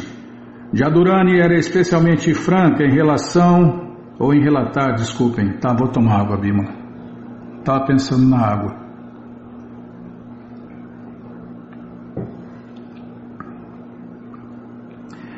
Jadurani era especialmente franca em relatar o que o Swamiji dissera ou fizera. Um dia, Prabhupada pisara numa taxinha que Jadurani deixara cair no chão, e embora ela soubesse que cometera séria ofensa contra o seu mestre espiritual, a coisa mais importante do evento parecia ser a maneira como Prabhupada manifestou a sua consciência transcendental. Ele silenciosa e friamente abaixou-se e tirou a taxinha de seu pé, sem sequer um ai. E outra vez, quando ela afixava uma pintura acima de sua cabeça, atrás da escrivaninha, acidentalmente pisara em sua esteira, que lhe servia de assento. Isto é uma ofensa? Perguntara ela. E o Swamiji replicara, não. Para servir você poderia ficar em pé até sobre minha cabeça. Às vezes Brahmananda dizia que o Swamiji dissera algo muito íntimo sobre a consciência de Deus, Krishna, privadamente. Porém, ao contar o que o Swamiji lhe dissera, alguém mais recordava que a mesma coisa encontrava-se no Śrīmad Bhagavatam. Prabhupada dissera que o mestre espiritual está presente em suas instruções e que ele tentara colocar tudo naqueles 3 volumes do Bhagavatam, e os devotos estavam percebendo que isso era verdade. Não havia segredos na família de devotos do Swamiji. Todos sabiam que o Mapati desertara por alguns dias, desapontado com a severa crítica do Swami aos budistas, mas retornara e num intenso e sincero intercâmbio com Prabhupada decidir aceitar a consciência de Deus, Krishna, novamente. E todos sabiam que Satswarupa demitira-se de seu emprego e que ao ir contar a novidade ao Swamiji, esse lhe dissera que ele não poderia sair, mas deveria continuar ganhando dinheiro para Krishna e doando à sociedade, e que este seria o seu melhor serviço a Deus. E todos sabiam que o Swamiji queria que Garga Muni cortasse seus cabelos. O Swamiji chamava-os de madeixas shakespearianas de Garga Muni, mas que ele não queria cortá-los. O ano novo... Desculpem. Tá, vou prestar atenção, Bimala. O que é? Você fica me apressando aí, ó. O ano chegava ao fim, e Prabhupada ainda trabalhava em seu manuscrito do Bhagavad Gita, ainda palestrava sobre a coleção Chaitanya Charitamrita de manhã, e segundas, quartas e sextas à noite sobre o Bhagavad Gita, e ainda falava em ir a São Francisco. Então chegou a noite do Ano Novo, e os devotos sugeriram que, como era um feriado, quando as pessoas saem para comemorar, talvez eles devessem realizar um festival consciente de Deus, Krishna. Rupanuga comenta, fizemos um grande banquete e muitas pessoas vieram, embora não tivesse tão lotado quanto nos banquetes de domingo.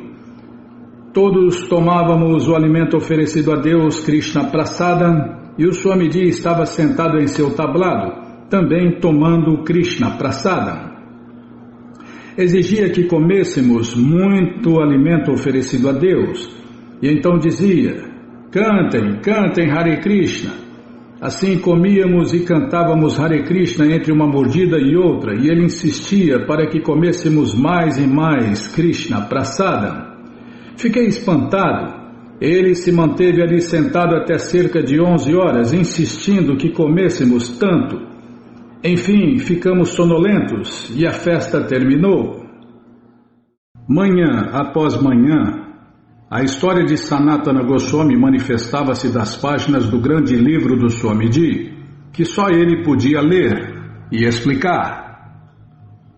O Senhor Krishna Chaitanya disse a Sanatana que este deveria ser muito grato por Krishna ter sido misericordioso com ele, ao que Sanatana replicou, dizes que Krishna é muito misericordioso, mas eu não sei quem é Krishna, foste tu que me salvaste. E o Senhor Krishna Chaitanya tinha muitos devotos em Benares e enviou Sanatana à casa de um de seus amigos, onde este poderia obter algo para comer, tomar banho, barbear-se e vestir roupa nova. No entanto, Sanatana recusou a roupa nova e também recusou-se a tornar-se dependente de um lugar onde tomar as suas refeições. Agora que ingressara na ordem renunciada da vida, ele preferia ir mendigar as suas refeições em diferentes locais a cada dia. Ao ver tudo isso, o Senhor Krishna Chaitanya ficou satisfeito. Mas Sanatana sentiu que seu valioso cobertor não era do agrado do Senhor Krishna Chaitanya, de modo que o trocou por um velho. Isso agradou o Senhor Krishna Chaitanya, que disse: agora estás inteiramente renunciado. Teu último apego se foi pela misericórdia de Deus, Krishna. E Sanatana rendeu-se aos pés de lótus do Senhor Krishna Chaitanya, dizendo: tenho perdido o meu tempo em gozo dos sentidos, sou de nascimento baixo e vivo em má companhia. Não tenho qualificação para a vida transcendental, nem sequer sei o que é realmente benéfico para mim. Dizem que sou erudito, mas eu sou o tolo número 1, pois embora digam que sou erudito, e embora eu aceite este elogio, ainda assim não sei quem eu sou. E Sanatana submeteu-se como um obtuso e indagou do Senhor Krishna Chaitanya: quem sou eu? Por que eu estou neste mundo material? Por que estou sofrendo? E Prabhupada enfatizou que esta era a maneira perfeita de um discípulo aceitar o mestre espiritual. Após narrar a história de como Sanatana uniu-se ao Senhor Krishna Chaitanya, Prabhupada começou a discorrer sobre os ensinamentos do Senhor a Sanatana. Em primeiro lugar, o Senhor Krishna Chaitanya explicou que o ser vivo não é o corpo material, mas sim uma alma viva e está eterna. Não está, Bima, está dentro do corpo material, tá, mas não é isso que está escrito, tá bom, vou ler de novo. Em primeiro lugar, o Senhor Krishna Chaitanya explicou que o ser vivo não é o corpo material, mas sim uma alma viva e eterna dentro do corpo. Assim, por 2 meses, o Senhor Krishna Chaitanya deu instruções a Sanatana, revelando-lhe as mais profundas e sublimes verdades filosóficas da sabedoria védica. Ele iluminou Sanatana sobre a alma e sua relação com Deus, Krishna, sobre a natureza dos mundos materiais e transcendentais, sobre as características de uma alma plenamente realizada e sobre a natureza transcendental do Senhor Krishna e de suas ilimitadas formas, expansões, encarnações e passatempos divinos. Explanou a superioridade do caminho da Bhakti Yoga sobre os caminhos de especulação filosófica e misticismo yógico e revelou a Sanatana o conhecimento esotérico do êxtase transcendental experimentado pelas almas que atingem amor puro por Deus, Krishna Prema. Estes ensinamentos do Senhor Krishna Chaitanya eram como um oceano que inundava a mente de Sanatana Goswami com sua doçura e grandiosidade. Ao terminar de dar as suas instruções a Sanatana, o Senhor Krishna Chaitanya deu-lhe a bênção de que todos aqueles ensinamentos sublimes manifestar-se-iam plenamente dentro de seu coração, capacitando-o assim de compor literatura transcendental. Está vendo, Bima? Quando Krishna está satisfeito, Krishna dá conhecimento, dá lembrança, dá tudo, compreensão. Na verdade, Krishna se entrega ao seu devoto puro. Por 2 meses, o Senhor Krishna Chaitanya dera instruções a Sanatana Goswami e por 2 meses, a partir de meados de novembro de 1966, Srila Prabhupada narrou em mais de 50 palestras o texto da coleção Chaitanya Charitamrita sobre tais ensinamentos. Embora cada uma de suas palestras cobrisse o tema dos versos, suas palestras nunca esgotavam o seu assunto, nem eram preparadas. Às vezes, durante as reuniões noturnas em seu quarto, o Swamiji perguntava a Mukunda se Mukunda estava pronto para a costa oeste. Por meses, a ida de Prabhupada à costa oeste fora uma dentre uma série de alternativas. Mas afinal, durante a primeira semana do ano novo, chegou uma carta de Mukunda. Ele alugara uma lojinha no coração da área de Haigesbury, na rua Frederick. Estamos ocupados em convertê-la num templo agora, escreveu ele. E Prabhupada anunciou, irei imediatamente. Prabhupada não brincava em serviço não, Bimala. Estava sempre correndo contra o tempo, né? Como é natural em todos os verdadeiros devotos de Deus.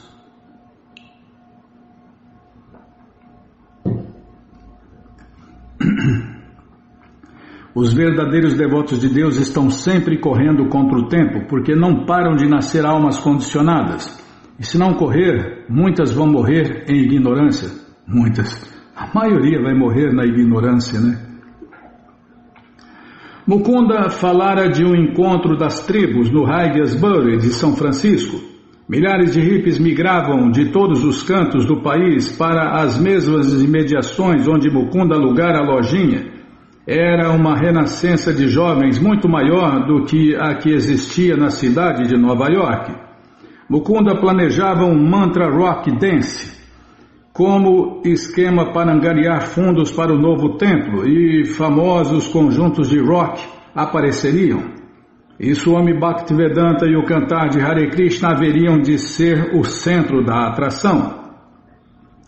Embora em sua carta Mukunda tivesse anexado uma passagem de avião, alguns dos seguidores do Swamiji recusaram-se a aceitar que Swamiji a utilizaria. Aqueles que sabiam que não poderiam deixar Nova York puseram-se a criticar a ideia da ida do Swamiji para São Francisco. Não achavam que as pessoas de lá, da costa oeste, pudessem cuidar bem do Swamiji. O Swamiji aparecendo com músicos de rock. É uma pergunta. O Swamiji aparecendo com músicos de rock? Essas pessoas de lá pareciam não ter respeito apropriado. Além do mais, eles não tinham um templo adequado. Não havia impressora nem revista de volta ao Supremo.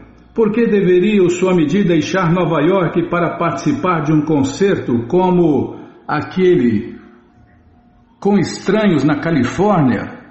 Como ele poderia deixá-los para trás em Nova York? Como a vida transcendental deles poderia continuar sem ele?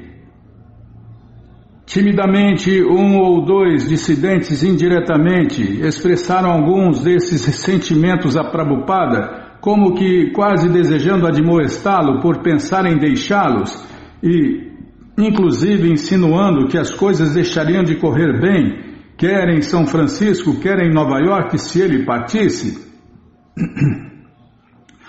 Porém, encontraram Prabhupada bastante confiante e determinado.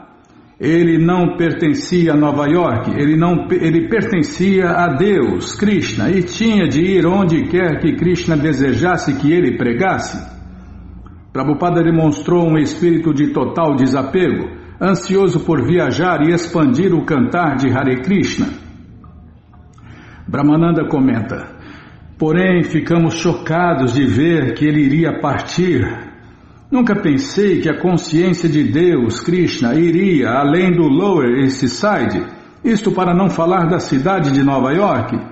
Eu achava que aquilo era tudo e que permaneceria assim eternamente.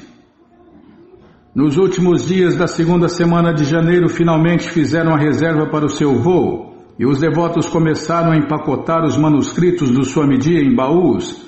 Ranchor, um novo devoto recrutado no Tompkins Square Park, coletara dinheiro suficiente para uma passagem de avião. E os devotos resolveram que ele deveria acompanhar Prabhupada como seu assistente pessoal. Prabhupada explicou que se ausentaria por algumas semanas apenas e que queria ver todos os programas continuando em sua ausência. Ele esperou em seu quarto enquanto os rapazes providenciaram um carro para levá-lo ao aeroporto. O dia estava cinzento e frio e o vapor sibilava dos radiadores. Ele levaria apenas uma maleta, basicamente com roupas e alguns livros. Inspecionou o armarinho para ver se seus manuscritos estavam em ordem. Kirtanananda tomaria conta de suas coisas em seu apartamento. Estava sentado na escrivaninha, onde por mais de 6 meses estivera sentado tantas vezes, trabalhando por horas a fio, na máquina de escrever, a preparar o seu Bhagavad Gita e o seu Śrīmad Bhagavatam, e onde conversava com tantos visitantes e com seus seguidores. Porém, hoje não conversaria com amigos, nem datilografaria um manuscrito, mas aguardava os últimos poucos minutos sozinho, antes de sua partida. Este era o seu segundo inverno em Nova York. Dera início a um movimento para a consciência de Deus, Krishna. Alguns rapazes e moças sinceros uniram-se a ele. Já eram bem conhecidos no Lower East Side, muitas notícias nos jornais, e isso era apenas o começo. Deixara Vrindavana para isso. A princípio, não estivera certo se permaneceria nos Estados Unidos por mais do que 2 meses.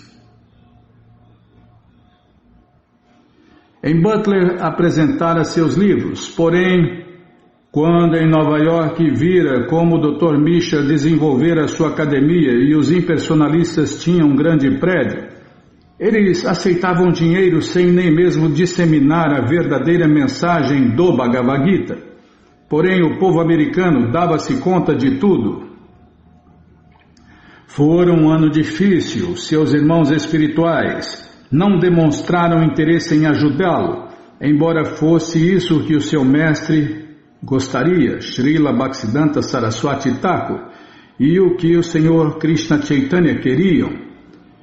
Como aquele era o desejo do Senhor Krishna Chaitanya, suas bênçãos viriam e o desejo seria satisfeito.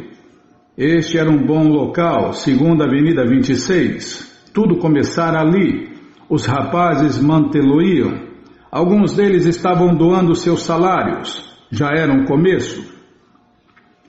Prabhupada olhou para o seu relógio, vestiu seu casaco de lã escocês e seu chapéu e sapatos, colocou a mão direita no saquinho de rosário e continuou a cantar Hare Krishna, Krishna Krishna, Hare Hare, Hare Rama, Rama Rama, Hare Hare, Hare Krishna, Krishna. Tem no YouTube, tem Prabhupada cantando Hare Krishna no rosário. Coloca lá, Japa Prabhupada. Japa Prabhupada, Hare Krishna, Krishna Krishna, Hare Hare, Hare Rama, Rama, Hare Hare, Hare Krishna. Prabhupada canta bonito, Prabhupada faz tudo muito bonito, Bima. Tudo como um expert, como um grande perito. Tá, ele continua a cantar Hare Krishna, saiu do apartamento, desceu as escadas e atravessou o quintal, que agora estava gelado e sereno, com suas árvores aridamente nuas, sem uma folha sequer remanescente, e deixou a lojinha para trás. Assim, ele partiu, mesmo enquanto Brahmananda, Rupanuga e Satswarupa estavam em seus empregos. Não houve sequer uma cena de despedida ou um gesto de adeus.